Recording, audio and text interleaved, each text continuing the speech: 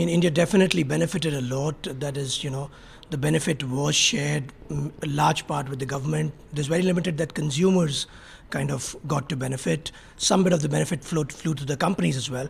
What we need to really understand, and hopefully the OPEC meeting at the end of the month should be giving us some clues whether we are going to stay around this level or possibly we are going to come down. Our view is that around 60 is all right, but much beyond that should not be really possible. I think most likely, unless we have a big problem in terms of Saudi Arabia as a war or something like that, we should be in the range of 60 or so. So that is where we think things will be. I think it should be manageable for India. It should not get so tough from here on. Especially because we're coming to the winter months now. Typically, you see production in the United States also rising. Do you think that is also important to look in this entire situation? Yeah, so I mean, shale production will, of course, continue to improve at these prices. But the point is that crude is in backwardation. So that is also telling us that crude prices will come down from here on. So on X of a geopolitical event, I think we should be in softening prices of crude. I think the winter seasonality has generally been of the last few years more in gas rather than crude. I think that is where it will possibly continue. Okay, and just staying with the global theme at the moment, you're saying $60 is where you're penciling in, which is of course good for the Indian fisc. It's also good news for upstream companies, the state-owned oil upstream companies, which otherwise would have to share most of their spoils with the government. That's right. So in our opinion, investors have still not changed the way they look at upstream companies in India. They continue to look at downstream companies. They look at downstream companies in a very different way they used to 5 years back, but that's not really changed for the upstream companies. I think that will be tested now with crude at about 60 plus, whether they get any share of subsidies or not. We believe not, and that's why we generally like the upstream companies more than the downstream ones.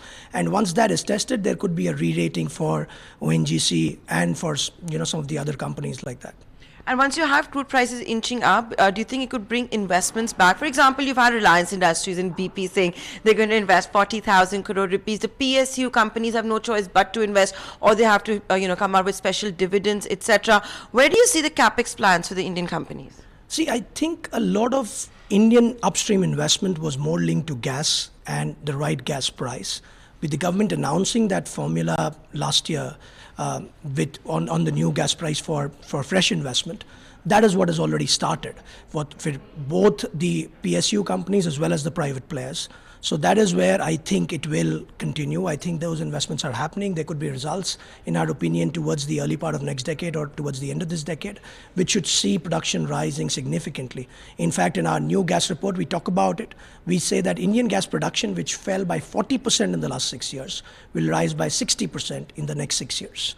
But will we still be a net importer if your thesis is right? We'll still be a net importer, but I think we are possibly planning for being a much bigger net importer. That is, if you look at all that is happening with the import chain, the regasification capacity which is being built, the long-term LNG contracts which are being signed. I think, so just to put things into context, LNG demand in India, that doubled in the last 6 years. That is only going to rise by 20% in the next 6 years because of all the domestic gas production rising. So with that, I think we will be in a situation that we'll have surplus import capacity in general than what we require. So there's going to be a big shift in the gas industry, in the dynamics where who takes the largest share of supply.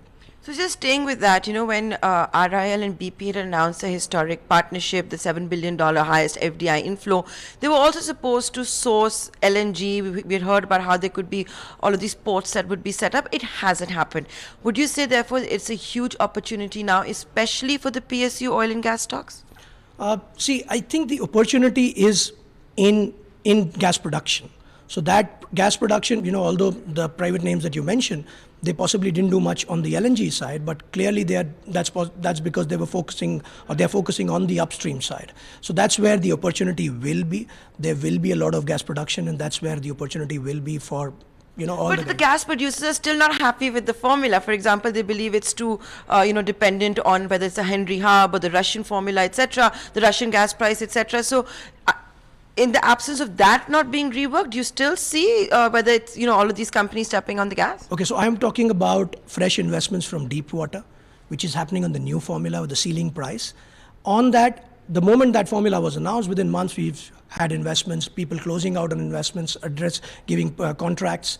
So that is what will lead to new production. This is the new formula, which is more remunerative than the current one.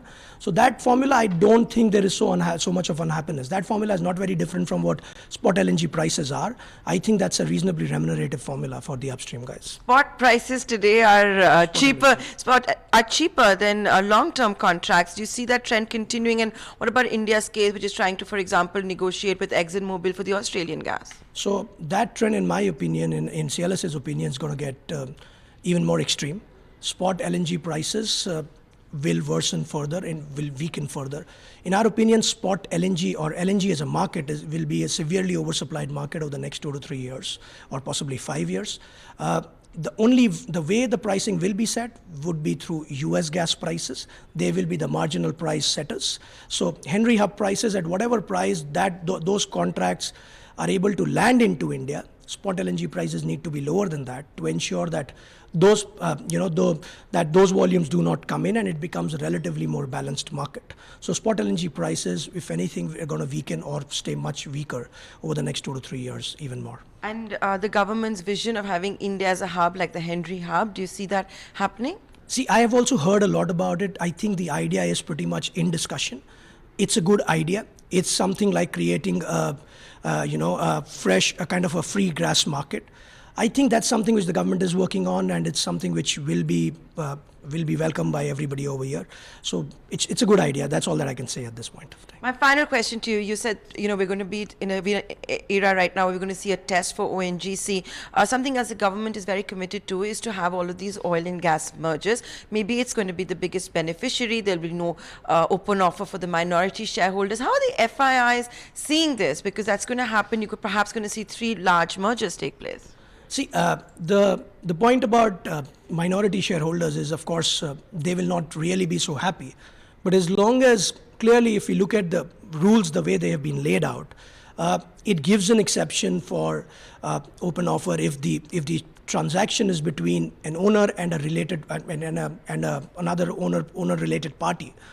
As long as this is positioned like that and you adhere to the rules, which I think if it's within the 25% premium, then no open offer is required, then you're adhering to the rules. So, I know you can complain, you would ideally want a good price, but as long as you're adhering to the rule, it should not be a problem. But then you have transaction advisors talking about a 75 premium, for the assets, etc. That's a totally different debate. I know you won't talk about stocks, but isn't it things like this which maybe worries FIIs that they can't participate? Yeah, of course. I mean, if there is something where government does something and takes an exception that, you've taken a premium and, it's beyond the rules, then it will not be taken very, FIIs or minority shareholders in general will not be too happy about it. So we'll see how this thing pans out.